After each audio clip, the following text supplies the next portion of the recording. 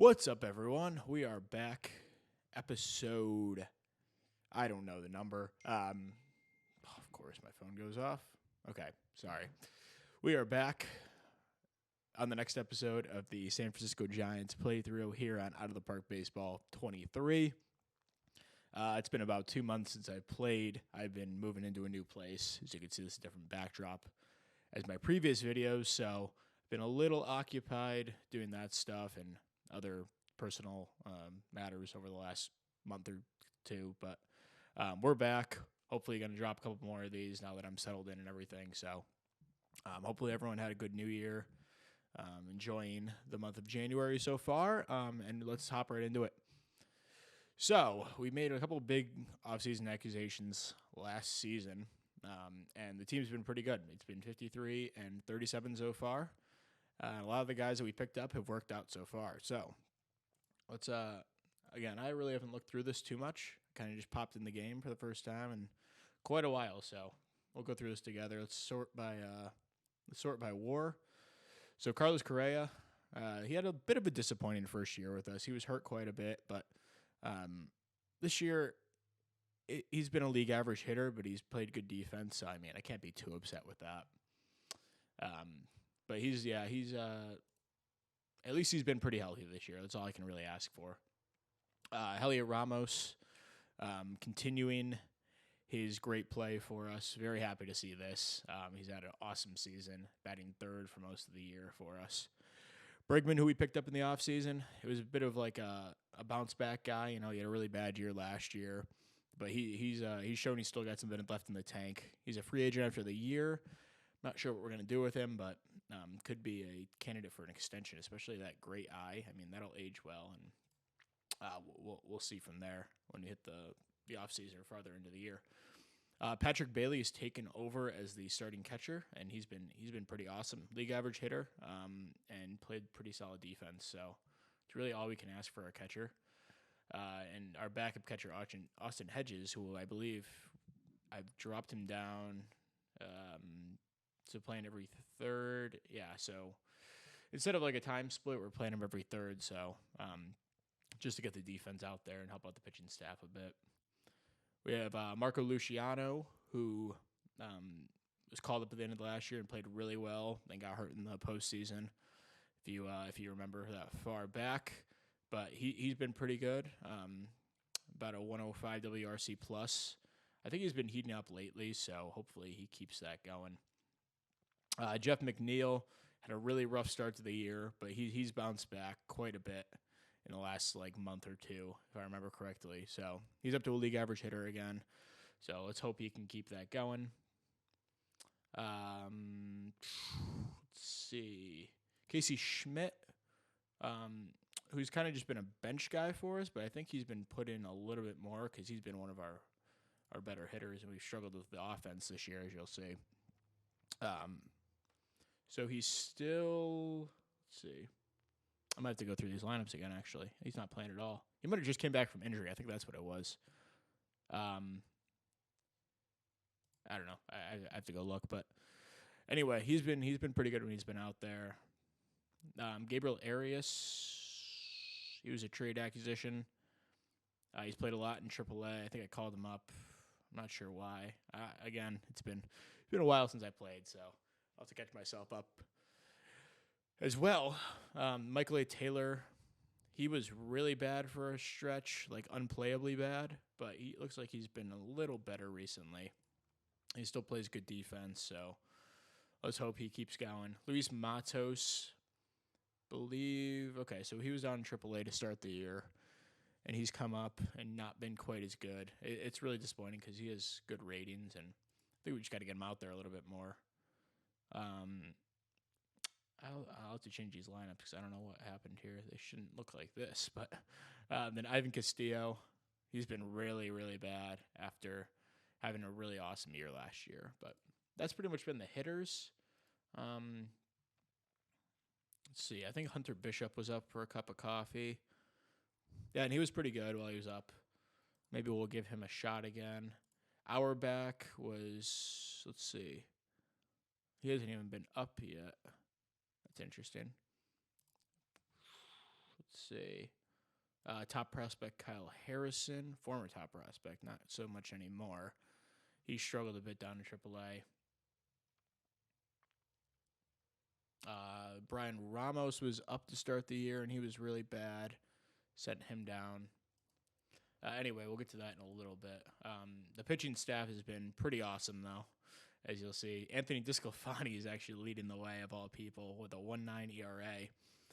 On pace for 6.9 R WAR. The regular WAR is not quite as good because his FIP is at 4, but he's been awesome, actually leading our pitching staff. Logan Webb has been okay. I mean, he has a 92 ERA plus, which isn't great. So we'll see if he can bounce back a little bit as the second half begins here. Rodon's been pretty solid in his third year now here in San Francisco, right? Yeah, third year.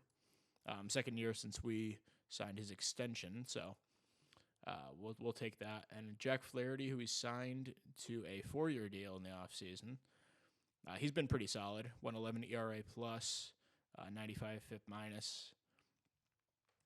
And Trevor Bauer, who we also signed in the offseason, 1.06 ERA plus. So besides DeSclafani, these guys have just been really rock solid here in the rotation, and it's been enough to lead us to this record so far. Sorry for playing around with the mic. And in the bullpen, we have Tommy Kahnle, who I believe he was really solid at the beginning of the year. Looks like his ERA has ballooned a bit recently. Aaron Loop's been really good. We signed him in the offseason to a 2-year deal, which that second year probably won't vest as of now. And Camilo Doval, who was walking 7 guys per 9 last year, has dropped that way down to 3.8, which is still high but respectable, and his ERA has dropped down to below 1. So really happy with that. Delaplane over here, he's pitched 16 innings of .56 ERA ball. Tyler Rogers has not been the consistent guy we've had the last couple of years. Again, looks like his ERA ballooned after this last appearance. We got Ethan Roberts out here. This guy was a waiver claim by us last year in June, and he's been pretty awesome for us. And Godino, who's pitched 31 innings this season, has been also rock solid. So, and Jake Odorizzi has played the swingman role. I believe he started a couple games. DeSclafani missed some time. Flaherty missed a little time. Webb missed a little time as well. So he slotted in for 8 starts and been really, really good. So I really like him as that 6th starter swingman type out there. So yeah, that's the team. We just hit the All-Star break, and let's just check out who we had for All-Stars. Looks like I had checked this previously. I didn't want to go ahead in the sim. So DeSclafani was an All-Star.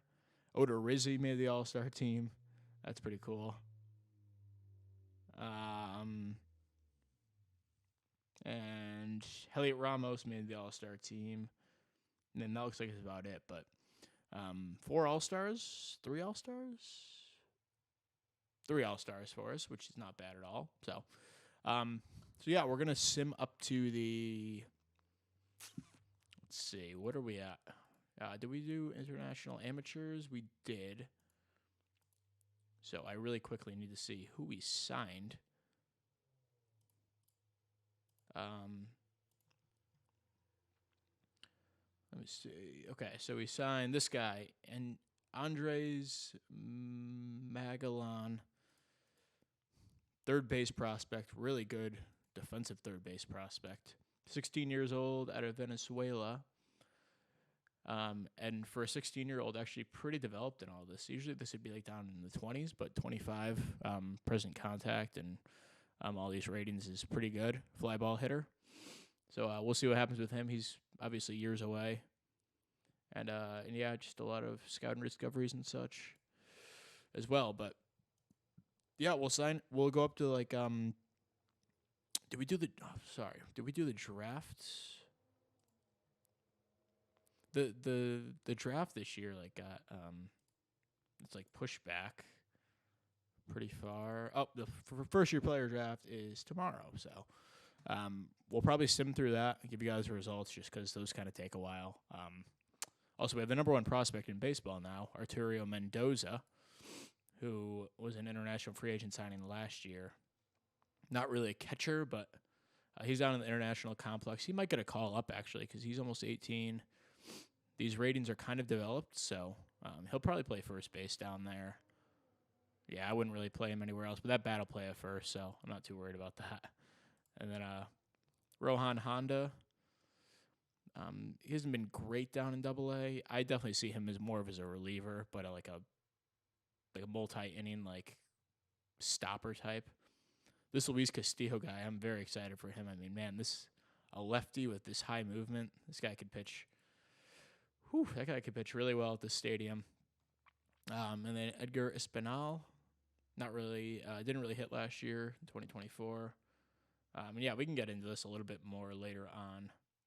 Our first round pick from last year, let's check out on him, Travis Bazana.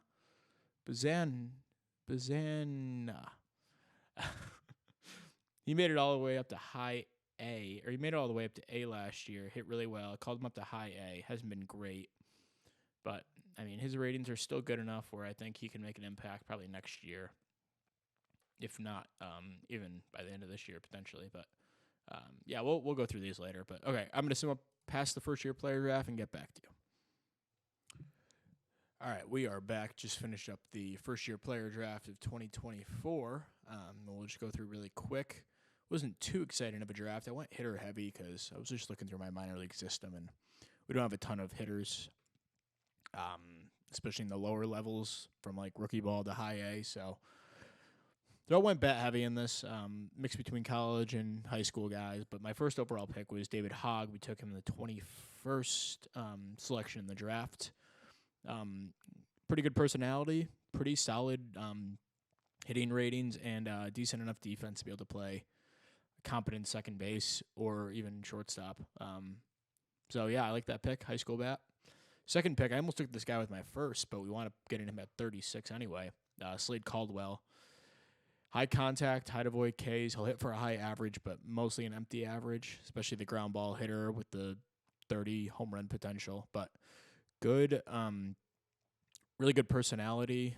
Shorter in stature, 5'9", 170, but he could be like a left fielder, like a Brett Gardner type where he'll hit you 10 home runs a year, but also like play a solid left field defense. But he has a long way to go, so we'll see with him.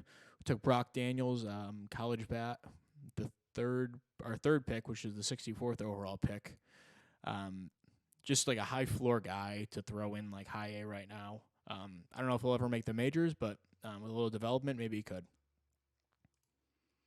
John Spikerman, we took with the 78th overall pick, our second round pick. So we had, so we didn't have a third round pick, but we had 4 picks in the top 78, which is really good. I'm guessing all of that was compensation for various free agents we lost. I don't want to go back and look who they were, but I'm sure if you're watching these episodes in sequence, you could probably tell who they were. Anyway, John Spikerman, another like high floor guy, college bat. He'll slot into probably A-ball right now. Then we took a high school pitcher, just want some upside down there. Guy doesn't throw too hard, but he has a 5-pitch mix with a splitter, which I like. I like to see like different pitches out here. Low work ethic but high intelligence, so hopefully those negate each other. Again, this guy is low floor, decent enough ceiling for a 4th round pick. Then we took a high floor, like this guy can pitch in the majors right now. Drew also Brooks, interesting name there, but we got him with our 5th round pick. 3-pitch guy. This guy could be a dominant reliever for us right now. Which is interesting. He does only throw 89 to 91, but those ratings are good enough to play. We took Austin Green in the 6th round, another high floor bat. Again, just trying to fill out the minor league system right now with hitters. We took Vance Honeycutt in the 7th round. A little bit lower floor, but he could even play center field. Looks like he can play some infield, surprisingly, but just another bat to fill out the system. Chris Bowe, we took in the 8th round. I had this guy in an old 20. This might have been a 22 save. And he wound up being like a really dominant reliever. Similar ratings, actually, which is the funny part. Low work ethic here, but he's already pretty far along. He's almost 24 already, so he'll probably. I might just throw him in AA right now. We have a ton of pitchers in the system, so I don't really know where he sits in the pecking order. And this guy was really interesting, Wade Kelly. The OSA really likes him. This could be a really, really solid, like, I guess an outfield, like, bench bat. My squad doesn't like him quite as much, but still could be an average hitter one day, and a normal hitter, a spray hitter. Can play center field in a pinch. Interesting guy to take in the 9th round, I think. Renzo Gonzalez, 21-year-old first baseman, can play a little corner outfield as well. The home run power isn't quite there, but this guy could be a pretty decent hitter, I think. Luke Barrow we got in the 11th round. Another guy who I might just throw right in AA, or maybe high A. He's only 22. But if he gets his control a little bit up, he can be a nice reliever for us. And those guys are always valuable, I guess. Jackson Finley in the 12th round we took, actually kind of as a little two-way potential. That's like an average hitter if he fills that out. And honestly, he's pretty far along. And a pretty good reliever, so. Then we go to Alex Kunzel. I don't know if I said that right, but whatever. High school bat.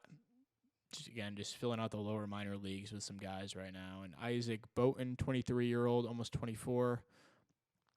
Pretty nice, like second base floor. He's already pretty far along as a hitter. We took Anson Aros, another guy who had an old save. Actually, the same one that I had, Chris Bowe. He's a leader with pretty good defense and not actually bad ceiling as a catcher, hitting-wise. So we took him in the 15th round. We took another catcher, Charlie Somm, in the 16th round. A little bit lower floor, but also a good leader and pretty good defense, the catching position. Yamil Torres we took in the 17th round. The infield ratings don't look too impressive, but his outfield is 70 range, 75 error, and a 50 arm. So this guy's definitely he could play center field for me right now. The hitting's doesn't have the highest ceiling, but for a 17th round pick, I mean, what do you expect? Mason Jans, another guy who he could play center field easily. Not a great hitter, but high work ethic. Who knows? He's only 21, almost 22. Minor league filler. Joey Burini, really good pick in the 19th round. Good defense. Not a bad hitter, I guess, for what you're getting there. And then Cameron Malo, just kind of thrown against the wall with this high school hitter. We'll see what happens with him, but that's the draft. And when we come back, we'll get to the trade deadline and see what's going on there. We're bound to be buyers, but this division's pretty tight right now, so we're going to have to make some big moves to push ourselves ahead of all these guys. But we will do that when we come back. So we're back. I just pressed stop record, simmed the first game. We won 11-2. But as you can see, Logan Webb went out, tore his UCL in this first start back. He'll be out for the year and up until at least probably May of next year, at least, probably more realistically June. And that's like he's had a couple of big injuries for us. He had, let's see, at the beginning of the save, he had a strained forearm. Then he had elbow inflammation last year that kept him out 5 weeks. And sprained his elbow earlier this year, missed 2 weeks, and then just blew out his elbow. So the elbow problem is kind of starting to rack up for him. I mean, his rating's already dropped according to the OSA. My scout still likes him. We'll see what he comes back as. But, man, that sucks. Our 27-year-old ace who finished third in the Cy Young last year and had a really good 2022. Getting toward, I think he has 2 years left of team control this year and next year. Yeah, that just sucks. But we'll forge on without him. Odorizzi slots right into the rotation. We called up Connor Pinkleton, who got a cup of coffee in 2022 with Cleveland. Has not pitched with me in the majors, but he'll get a shot here to fill that long relief role. And, I guess we just play from here, but that really sucks. But just wanted to fill you guys in, but we'll be back. We are back. It is about halfway through September. Sorry.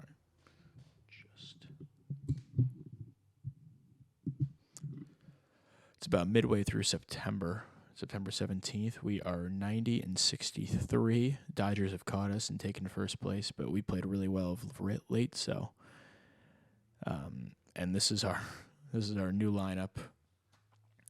Jeff McNeil's officially been benched. He's at -4 on the year. Wasn't playing a great left field. So he's been relegated to the bench at the moment, and I mean the offense definitely picked it up. I've noticed Hunter Bishop got called up. Hasn't done too much. He's been playing a little bit. As you can see, I'm kind of spreading around like the left field work and the DH stuff because Burleson hasn't been great either at the DH spot. Auerbach got called up. He hasn't done much in limited time. But Odorizzi, who's been one of our best pitchers this year, went down with an injury.